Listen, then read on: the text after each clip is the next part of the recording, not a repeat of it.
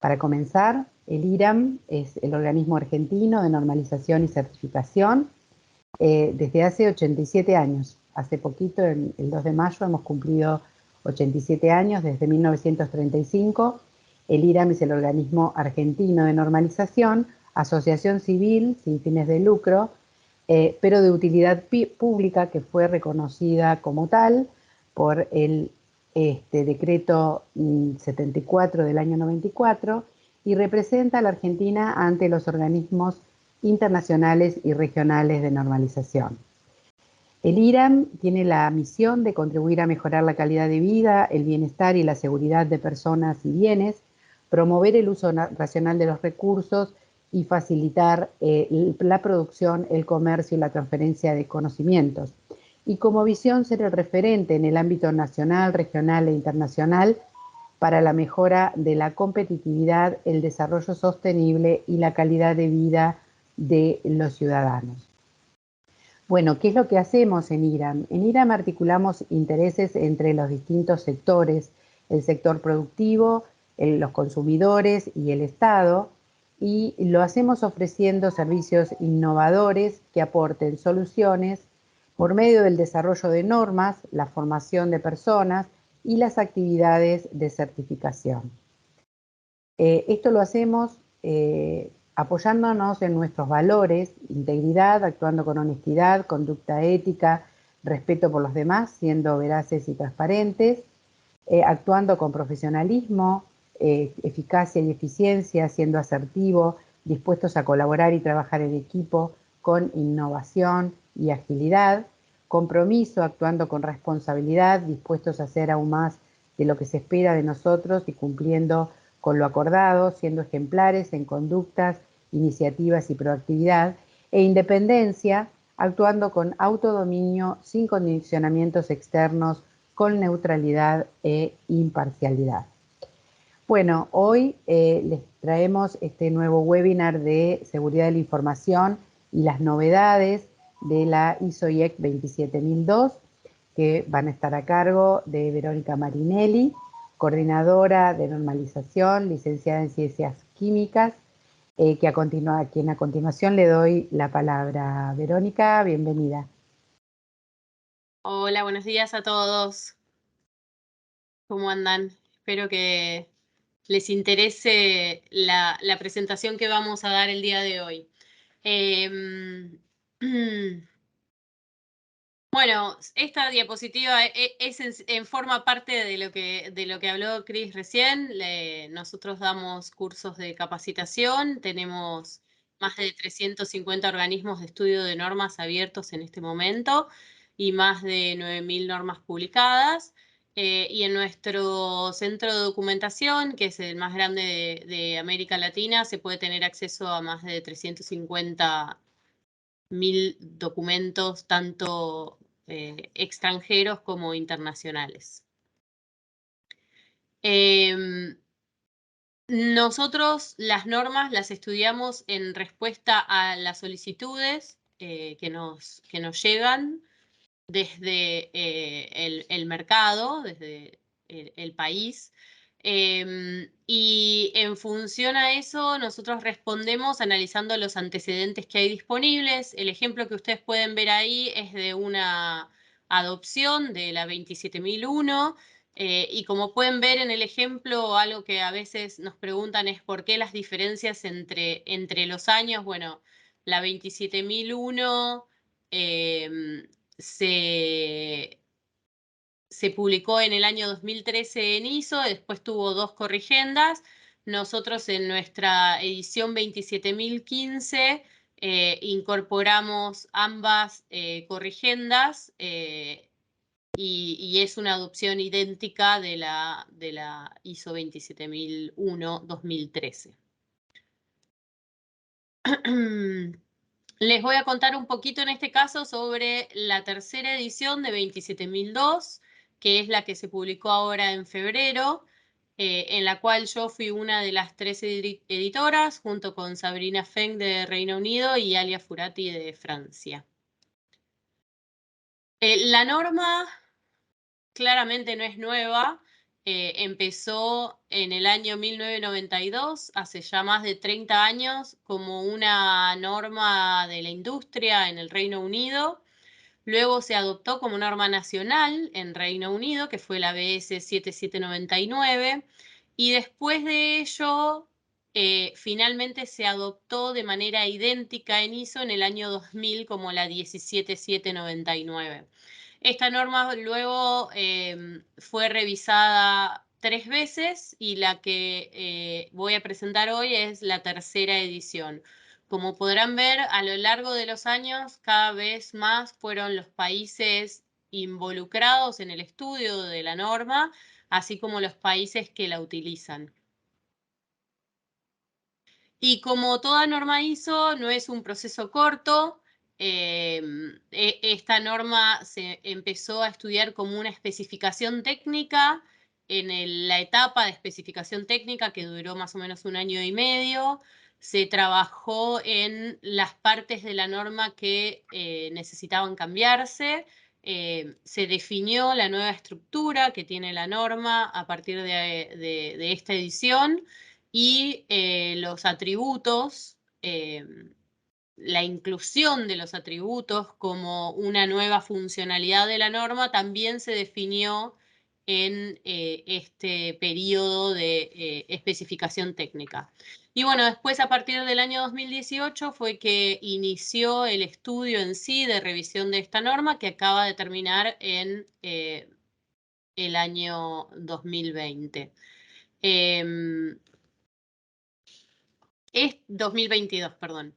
Esto nos consumió 5 años en total, 10 reuniones en las que tuvimos que resolver los comentarios de un montón de expertos internacionales en reuniones difíciles porque la gente hablaba en distintos idiomas y cada uno tenía sus propias necesidades.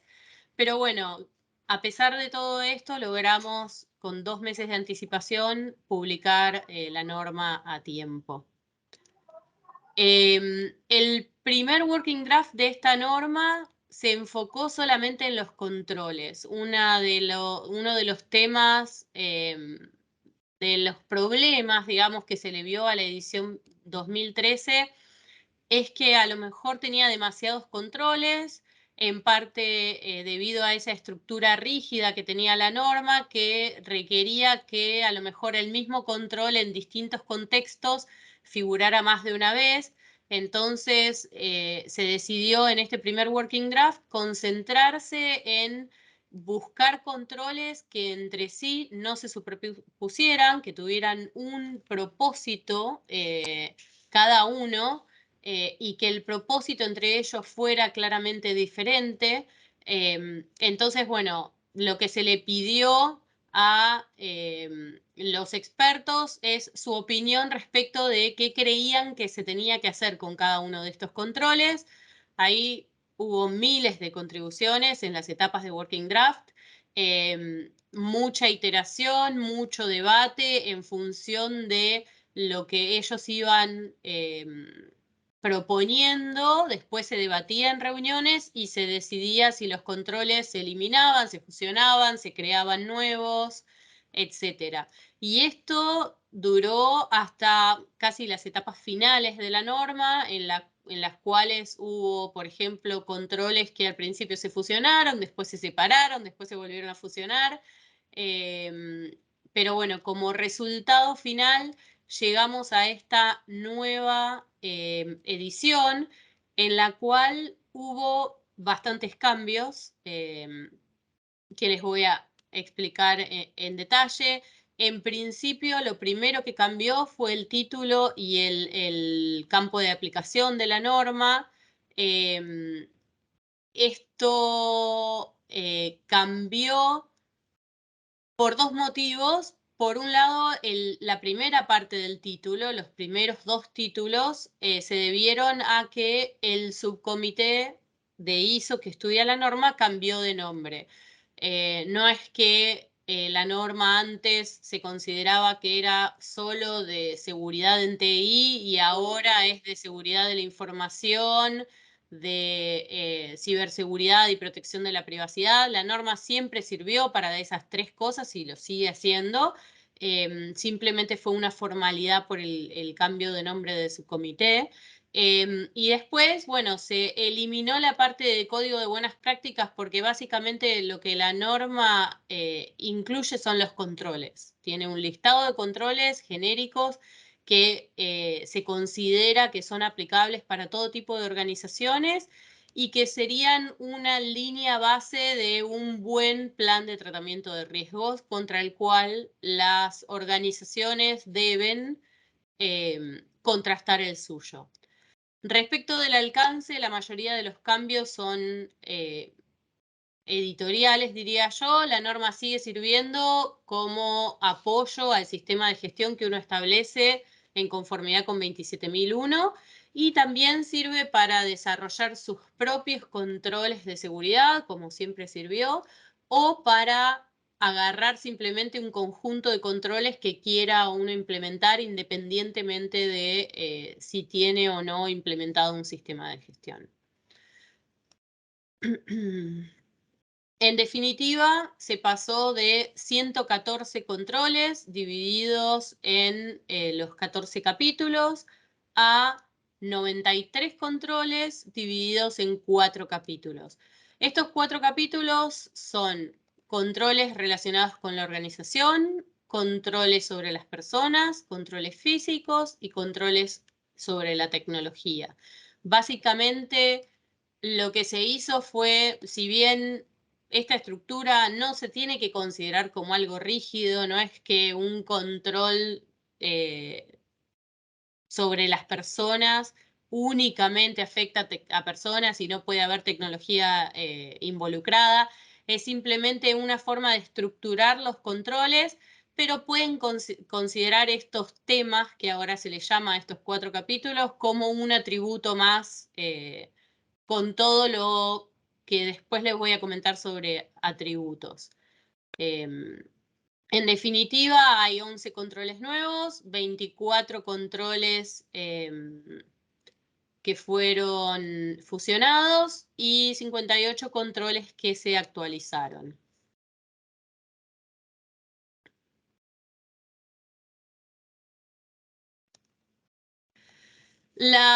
El cambio de estructura fue grande. La estructura anterior tenía los 14 capítulos, dentro de los cuales había una o más categorías de control, cada una de ellas con su objetivo, y dentro de esas categorías de control había uno o más controles. Cada uno de ellos tenía el texto del control, la guía para la implementación y la información adicional. Ahora están estos 4 capítulos que la norma le llama temas. Dentro de cada uno de ellos hay varios controles que tienen una tabla de atributos cada uno. Cada control tiene su texto, su propio propósito, las guías para la implementación y la información adicional. Como pueden ver, se agregaron los atributos y se especificó un propósito determinado para cada uno de los controles. Y en función de ese propósito fue básicamente que se definió que los controles sean uno o se los divida o se los fusione, etc. Acá pueden ver un ejemplo de esta nueva estructura demostrada con uno de los controles. Ahí tienen señaladas la tabla de atributos por un lado y el propósito de cada uno de los controles. Otros cambios que hubo es que se incorporaron términos y definiciones que además de actualizarse se incorporaron en el texto propio de la norma. Antes todos los términos y definiciones de la serie estaban exclusivamente en la norma 27000. Ahora se decidió incorporarlos para que la gente los tenga en el mismo documento que está utilizando, al menos aquellos que son esenciales. Obviamente todos los términos de 27000 siguen aplicando a esta norma.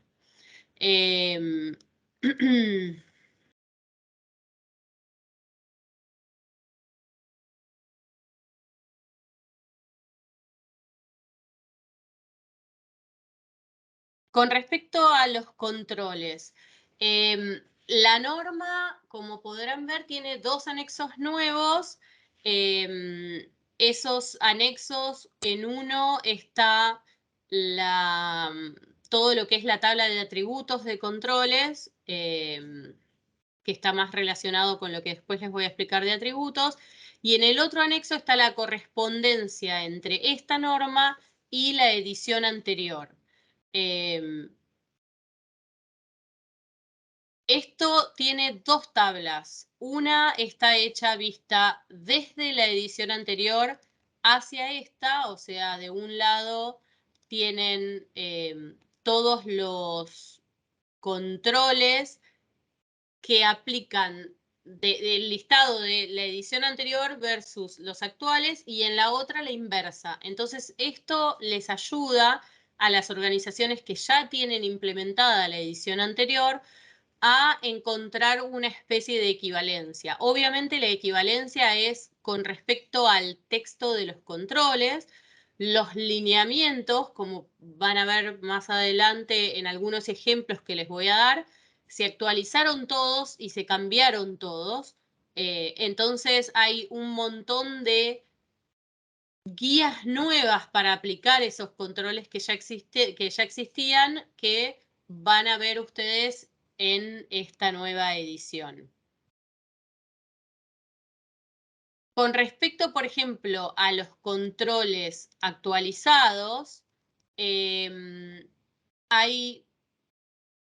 distribuidos en los distintos capítulos, los distintos temas, como podrán ver. Y estos controles incluyen nuevos lineamientos, por más que el control tal vez sea el mismo, en algunos casos cambiaron los títulos, pero no demasiado. Incluye todas las nuevas buenas prácticas, digamos, las nuevas tecnologías que surgieron desde la última actualización. Como por ejemplo el de autenticación segura. Si bien antes mencionaba el múltiple factor de autenticación, ahora lo recomienda fuertemente.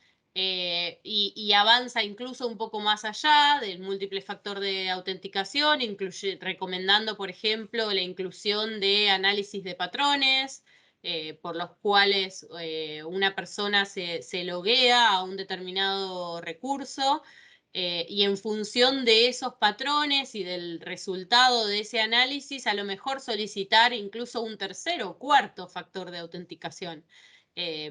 Obviamente siempre basado en riesgo, pero en función de las necesidades de cada recurso. En todo lo que tiene que ver con gestión de proyectos o desarrollo seguro, se actualizó la norma para que sirva para cualquier metodología de desarrollo, y no solo metodologías tradicionales.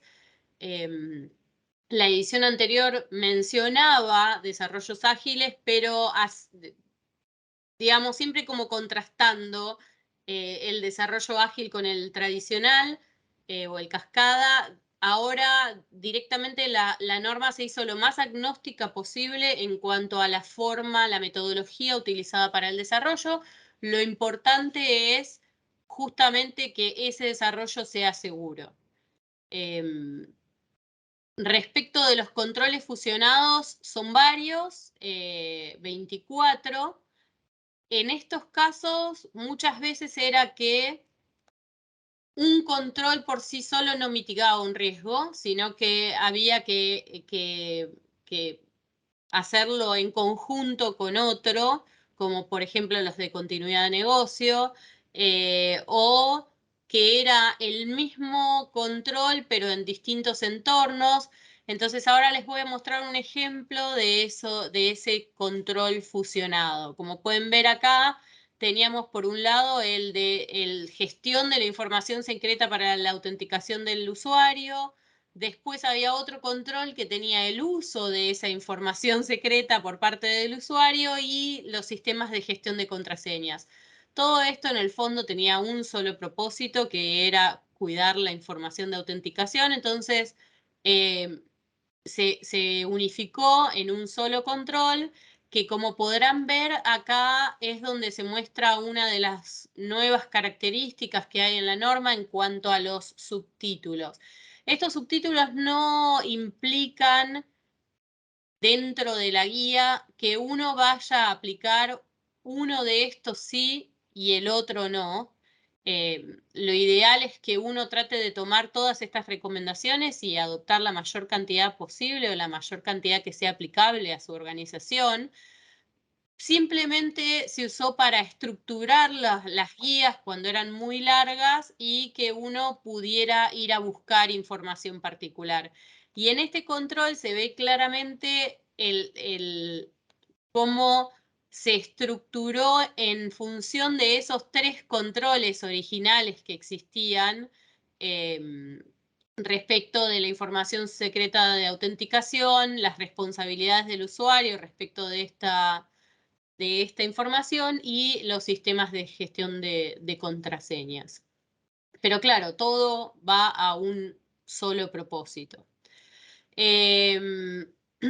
Otra cosa que es importante en la norma es que se trató de eliminar redundancias, entonces todo aquello relacionado con otros controles, en vez de repetirse, simplemente menciona los otros controles, y también en información adicional se mencionan otras normas aplicables a este control en particular que pueden ayudar a su implementación. Y la norma obviamente tiene nuevos controles, cosas que se consideró que tenían que mostrarse como un control propiamente dicho y que no estaban de esa manera en la norma anterior. Les voy a mostrar algunos ejemplos porque no todos esos 11 controles son exactamente iguales. Por un lado, inteligencia de las amenazas. Si bien en cierta forma se podía, digamos, entender a partir del antiguo control de contacto con, con grupos de interés, en realidad inteligencia de amenazas es mucho más que eso y se lo quiso resaltar como un control propiamente dicho. Entonces ahora hay todo un lineamiento específico para realizar esta inteligencia de amenazas y para qué es lo que esta inteligencia de amenazas se utiliza. Por ejemplo, acá pueden ver en información adicional, dice que de esta inteligencia que nosotros hacemos dependen varios de los otros controles que tiene la norma. Entonces este es un control que básicamente es 100% nuevo y no tiene nada de controles que existieran antes. Mientras que otro ejemplo que les quería mostrar, que es el 530, es el de preparación de las TIC para la continuidad del negocio. En este caso, este control estaba medio como mezclado dentro de los controles de continuidad. Si bien estaba toda la parte de planificar la continuidad de la seguridad, gestionar la continuidad de la seguridad, etcétera, aprobar los planes de continuidad, esos controles más bien estaban orientados a que se mantenga la seguridad de la información en un evento, durante un evento disruptivo. Pero asimismo también contenían algunas nociones de todo aquello que IT puede hacer o las TICs pueden hacer para preservar la continuidad del negocio o digamos, contribuir a los objetivos de continuidad de negocio de las organizaciones. Entonces, en esta edición se decidió separar esas dos cosas en dos controles diferentes. Por un lado está la continuidad de la seguridad, o sea, asegurarnos que durante un evento disruptivo la seguridad se mantenga, que en todos los procedimientos alternativos que uno tenga para cuando hay eventos disruptivos tengan en cuenta y en consideración todos los aspectos de seguridad y los requisitos de seguridad que la organización tiene, pero por el otro lado está este control que es la contribución que seguridad y las TIC pueden hacer a cumplir con los objetivos de continuidad de negocio de las organizaciones. Y esos dos se quisieron separar para que quede claro que se tienen o se deberían hacer ambas cosas. Se deberían considerar ambos aspectos. Entonces, como podrán ver, todo este control está mucho más relacionado con las normas tradicionales o generales de continuidad de negocio, porque es eso a lo que este control intenta contribuir. Otro control es el de seguridad física. En este caso, el monitoreo específico de seguridad física no existía como control. Si bien en varios de los controles físicos hacía mención tal vez a videovigilancia u otras formas de monitoreo, no estaba destacado como un control en sí mismo. Estaba muy distribuido. Entonces lo que se hizo fue todo ese contenido así muy distribuido que tal vez estaba perdido respecto de monitoreo de seguridad física, se lo concentró en este control y se le dio entidad por sí misma. Entonces acá tienen todas las recomendaciones que tienen que ver con alarmas, con videovigilancia, con todo lo que tenga que ver con monitoreo de la seguridad física y las recomendaciones correspondientes. Y bueno, lo más interesante y lo más nuevo que tiene esta edición es el tema de la incorporación de los atributos. Algo que tiene que quedar claro es que los atributos de ninguna manera son normativos. O sea, si bien la norma es toda de recomendaciones, la gente tiende a tratar de hacer lo que la norma dice, lo cual está bien. En el caso de los atributos, estos atributos se incorporaron solo a modo informativo para tratar de darles ejemplos a las organizaciones de cómo utilizar estos atributos. La idea es que cada organización pueda elegir atributos que le sirvan a ella y en función de eso mostrar distintas vistas de los controles. Por ejemplo, los controles que tengo implementados versus los que no, los controles que me aplican versus los que no. Los controles, por ejemplo, recursos humanos, quiere saber qué controles le afectan. Bueno, hay un atributo específico que permite que la gente de recursos humanos vea cuáles controles les aplican a ellos, etc. Estos ejemplos se incluyeron tratando de que sean lo más genérico posibles y son, por ejemplo, tipo de control, propiedad de seguridad de la información, conceptos de ciberseguridad, funciones operativas y dominio de seguridad. Y se pusieron como ejemplo justamente porque era algo en lo que la mayoría de los expertos podían estar de acuerdo y que los valores también podían llegar a ser tan genéricos como para ser aplicables para todas las organizaciones, pero si alguna organización considera que un control no es preventivo y para ellos es detector, bueno, cada organización puede modificarlos, no hay ningún problema. El tema es que vean cuál es el uso que le pueden dar a estos atributos. Nosotros establecimos esos valores que ustedes pueden ver ahí para cada uno de ellos y si ven ahí en funciones operativas, en cierta forma se ve un dejo de los viejos 14 capítulos que la norma tenía.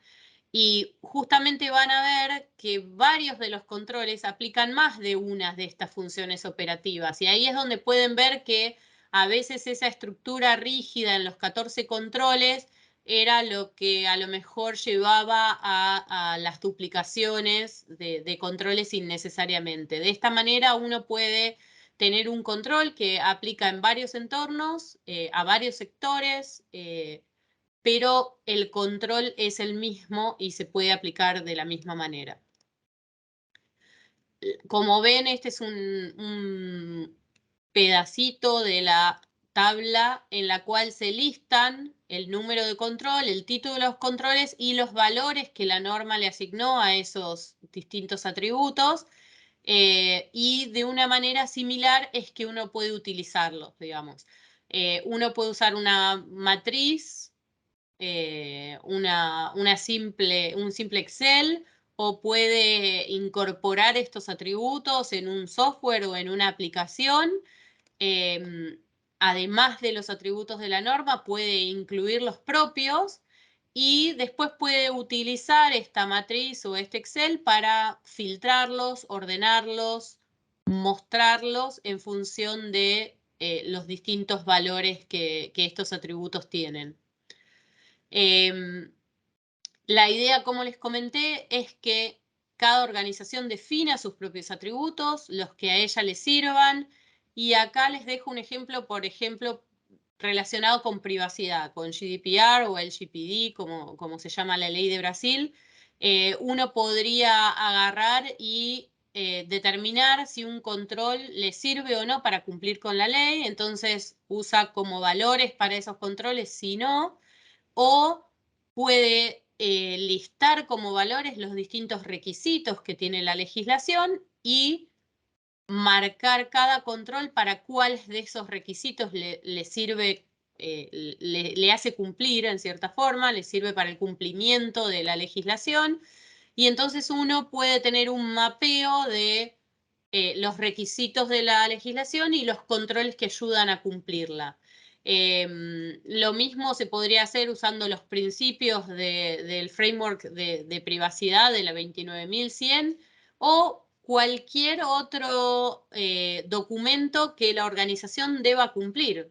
Si uno vende con tarjetas de crédito y tiene que cumplir con PCI DSS, puede listar los requisitos de PCI DSS y usar eso como valores para ese atributo y decir, bueno, tal o cual lineamiento de 27002 me sirve para cumplir con este requisito de PSI o reglamentaciones del BCRA, cualquier obligación o requisito que uno tenga que cumplir, ya sea contractual, legal, etcétera, puede usar esta norma, puede usarlo para machearlo con otros marcos que uno tenga que cumplir, como el del NIST, etcétera.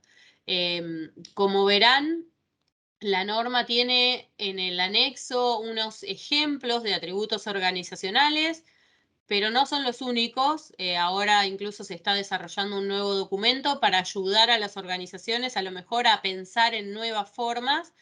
La idea es hacer la norma lo más flexible y lo más versátil posible para que cada organización la pueda hacer suya y para que le sirva a las organizaciones a mejorar su gestión de riesgo, que es en el fondo lo que la norma busca. Entonces, bueno, uno puede elegir escenarios, por ejemplo, o activos involucrados en un determinado control y en función de eso visualizar los controles según sus propias necesidades. En definitiva, esperamos que les resulte una nueva edición modernizada, simplificada y versátil, con menos controles, con una estructura más sencilla, con los atributos que la hacen más flexible y ayudan a que las organizaciones usen la norma como más les sirva a ellos. Pero en el fondo, como les decía, la finalidad de la norma sigue siendo la gestión de riesgos. Entonces, lo que uno tiene que hacer es hacer el proceso de evaluación de riesgos, en función de eso, determinar un plan de tratamiento que considere apropiado, usando los controles de esta norma, los controles de una norma específica a un sector, los controles de, no sé, una industria, un regulador, y luego los controles que determine que son necesarios los tiene que comparar con los del anexo A para preparar su declaración de aplicabilidad, que es el requisito de 27001. El tema es que obviamente todos estos cambios en 27002 afectan al resto de la serie 27000, principalmente y más directamente a 27001, que en este momento está siendo revisada. A mitad de año seguramente se publique ya la modificación, que lo único que hace es incluir el cambio en el anexo, y a fin de año seguramente se publique una nueva versión, pero más adelante también se van a tener que revisar todas aquellas normas específicas a sectores que proporcionan controles adicionales para sectores específicos. Este es el plan del Working Group 1 para la revisión de estas normas. Se empezó con la más urgente, que es 27.001, pero también se está empezando con las específicas a sectores. Y acá pueden ver el proyecto para la modificación de la 27.001, que como podrán ver, de requisitos no hay ningún cambio, simplemente se cambian estas dos notas en un apartado. Y después lo que sí sufre importantes cambios, obviamente, es el anexo A, que va a contener los nuevos controles de seguridad de la información que vienen de esta edición de 27.002. Así como está ocurriendo con las normas del Working Group 1, el Working Group 4, que es el que proporciona todas normas específicas, ayudar a las organizaciones a cumplir o implementar estos controles, también va a tener que ir modificando sus normas. Y del Working Group 5, las dos más afectadas van a ser la 27.018, cuya modificación ya empezó, y la 27.701, que es la extensión de 27.001 y 27.002 para implementar un sistema de gestión de privacidad de la información. Bueno, por mi parte, espero que esto les haya servido y simplemente quería contarles que todos aquellos que estuvieron contribuyendo en el Organismo Nacional de Normalización, en el Subcomité de Seguridad para el estudio de esta norma, tuvieron, durante todos estos años en los que la norma se desarrolló, pudieron contribuir a la norma, influir en el contenido de la norma y saber de qué se trataban los cambios futuros e ir adaptándose a esos cambios antes de que la norma estuviera publicada. Así que ahora le doy paso a Diego, que va a seguir con la próxima parte. Muchas gracias, Verónica. Ahora, bueno, invitamos a Diego Cummins. El ingeniero Diego Cummins es el gerente de sistemas de gestión de la Dirección de Certificación de IRAM y nos va a hablar sobre el esquema de certificación y cómo se ve afectado con esta nueva versión de la 27.002. Diego, buen día, muchas gracias. Bueno, gracias, Cristina. Y avanzando un poco.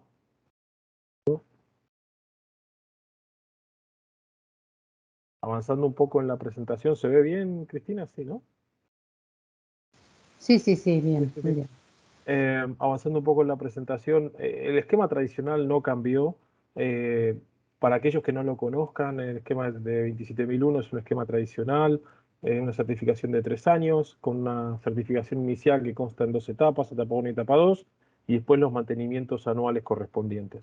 Esto no ha surgido ningún cambio. Adicionalmente, este esquema en particular va acompañado con un certificado de ICUNET, a la red a la cual pertenecemos, y siempre este certificado de ICUNET debe acompañar al certificado original.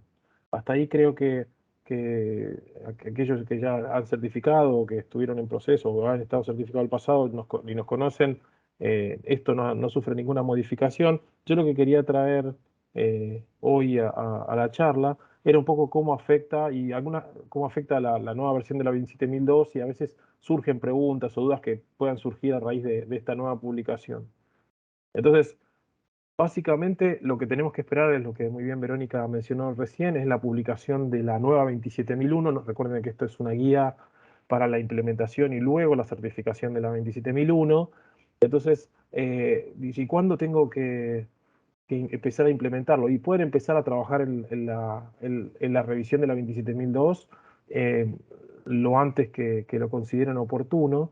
Ahora, ¿cuándo va a hacer falta? Y seguramente va a hacer falta cuando se publique la 27.001 y a partir de ahí quieran los que ya estén certificados migrar a la nueva versión de la norma, o los que no estén certificados directamente quieran certificar con la nueva versión. Entonces, durante este año va a haber acontecimientos en este sentido, va a haber una publicación nueva, y en la medida que se publique y después nosotros tengamos la versión IRAMISO, ya va a estar disponible y ahí va a ser oportuno empezar a trabajar en los lineamientos que trae la 27.002 nueva. ¿cuánto tiempo tenemos para migrar? De los que ya están certificados, los periodos que manejamos siempre para las migraciones son de 3 años, desde la fecha de publicación hasta 3 años pasado esa fecha. Entonces, si hablamos de final de año o principio de año de 2022 y vamos a estar saltando a 2025 ya, sea mitad de año o final de año, a ver cuándo es que sale realmente la fecha final. Durante esos 3 años tienen oportunidad de migrar cuando y en cualquier momento. Pueden hacerlo en un seguimiento, pueden hacerlo en la recertificación y obviamente los que certifiquen de forma inicial, sí, ya pueden ir con la nueva versión de la norma. Algo que no estoy poniendo en la placa, y para aclarar, durante ese periodo de transición, si quieren, ¿pueden certificar la versión anterior? Sí, pueden, pero no se olviden que la vigencia ya no va a ser de 3 años, va a ser hasta el fin de esa transición, ¿no? Eso es un dato que es difícil luego de explicar en palabras o en una filmina, pero para que lo tengan en cuenta, pasada la publicación de la nueva, pueden alguno que ya esté implementando certificar la versión anterior, pero ya empiecen a prepararse para la nueva versión y antes de esos 3 años tienen que poder migrar. Entonces, hasta acá un poco era lo que les quería contar.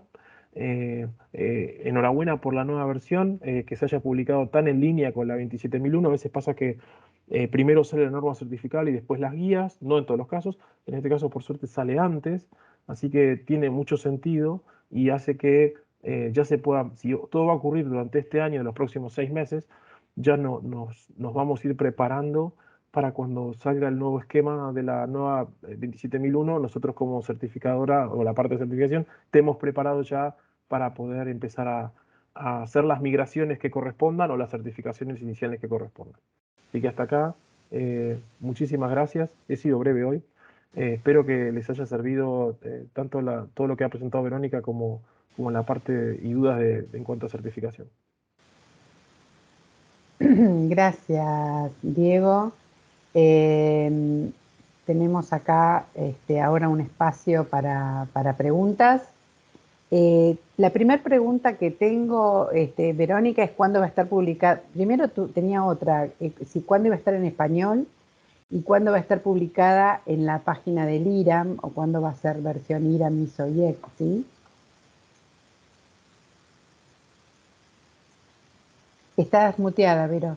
Sí. Para quienes están acostumbrados a 9001, 14001, digamos, esas normas tienen lo que se llama un Spanish Translation Task Force en ISO, que las traduce durante su estudio oficialmente al español y terminan publicándose prácticamente en simultáneo. En el caso del SC27 no tenemos este grupo.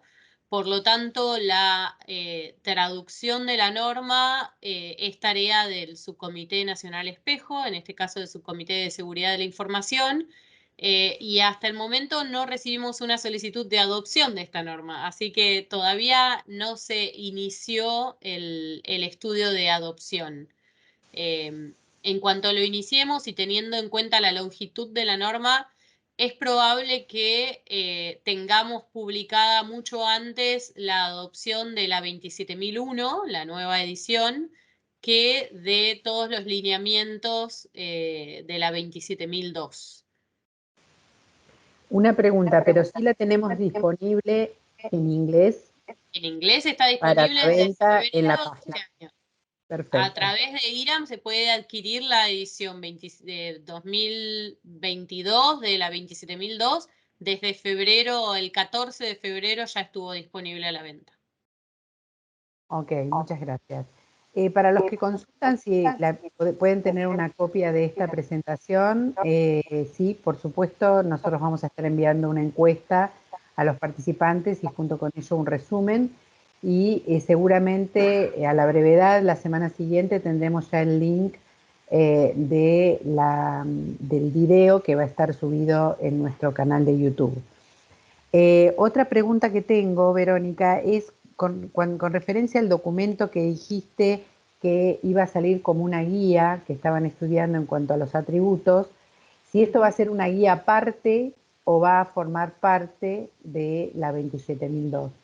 No, por el momento es un documento aparte, va a ser la 27.028, si no me equivoco, de número.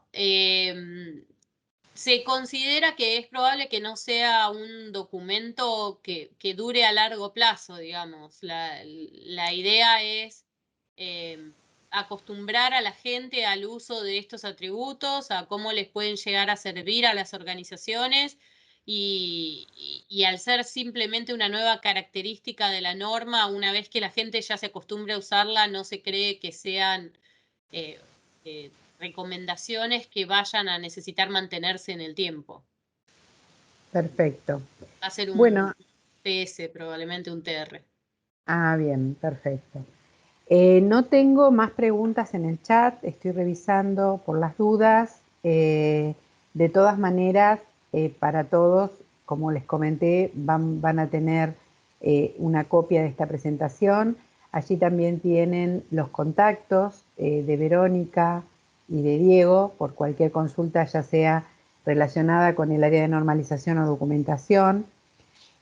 Acá tengo una pregunta que nos hace Karina, que dice, no me queda claro, pero aquellas organizaciones que aún no certificaron en 27, ¿deben alinearse directamente a los cambios de 27.002? Lo recomendable sería que sí. O sea, si todavía no hicieron la certificación, porque como dijo Diego, si empiezan ahora a alinearse con la edición anterior, ¿cuánto tiempo les va a quedar para hacer la transición dentro de los próximos 3 años? Lo ideal sería que empiecen a tratar de hacer su declaración de aplicabilidad. Recuerden que lo único que va a cambiar es eso en el fondo, ¿no? La declaración de aplicabilidad que hagan, porque los requisitos son exactamente los mismos, no hay ni un solo cambio en los requisitos. Entonces, lo lógico sería que cuando uno compara los controles que uno aplica con los del anexo A, lo vayan comparando con esta nueva edición para su declaración de aplicabilidad. Sí, no va a ser una migración muy compleja, o sea, como en otros casos, que hubo cambio de estructura sustancial o algo así. Así que en este caso, parece que sí, pero si pudieran empezar, que empiecen con la nueva. Bueno, esta creo que es la última pregunta. Nuevamente agradecer a todos los participantes por estar aquí. Gracias a todas las felicitaciones para los disertantes que tenemos a través del chat. Bueno, parece que estamos cerrando y aparecen preguntas. Te leo una más que dice que si quiero certificar antes de fin de año, ¿podría certificar con la nueva 27.002? No, hay que aclarar eso, ese tema, Diego. Si, si van a certificar es siempre la 27001. Si están usando la versión anterior, la guía de aplicación es la anterior. Si usan la versión nueva, va a ser la guía 27002, la nueva. Entonces, van juntas, van en parejas. Fíjense cuando sea eso y en cualquiera de los casos, en el primer mantenimiento no es un cambio sustancial. Lo pueden hacer perfectamente en el seguimiento 1 al año de la certificación inicial y cambiamos versión de norma. Si ese fuese el tema. Y si no, tratar de iniciar, porque ya entiendo que ya están empezando, y los que sean antes de la publicación de la nueva versión van a hacer con la versión anterior, y ya en el mantenimiento 1 entiendo que va a haber que hacer algún ajuste, pero no, ni siquiera va a suponer un cambio de tiempo, me atrevo a decir, o sea, no va a haber que agregar tiempo adicional. Así que nada, yo ambas líneas de trabajo me parecen posibles y sobre todo que estamos en mayo, tenemos mucho tiempo todavía. Sí, antes del fin de año no sería un problema, elijan la versión que elijan. Bien. Y la última, bueno, creo que tiene que ver con lo que dijiste antes, Verónica, si la Sí. versión nos consulta Mónica existirá en español en el corto plazo. No sé si podés explicar eso de la adopción, cómo es. Depende qué tan corto consideras el plazo. Es una norma larga y hay que traducirla y consensuarla dentro de su comité. Están todos invitados a sumarse al subcomité para tratar de acelerar el tratamiento lo más posible. Pero como les dije, todavía ni siquiera recibimos solicitudes, así que si alguien quiere entrar en la presentación, está el link para presentar una solicitud de estudio de norma. Si alguien quiere que la empecemos ya, puede incorporar su solicitud de estudio. Bárbaro, muchas gracias. Ahí también les puse en el chat, si tienen más dudas sobre la certificación, cuándo certificar, cuándo van a iniciar el proceso, se dirigen también a comercial@iram.org.ar y van a tener respuestas sobre el tema. Así que bueno, muchísimas gracias por el día de hoy. Esperemos encontrarnos en una próxima oportunidad y buenos días a todos.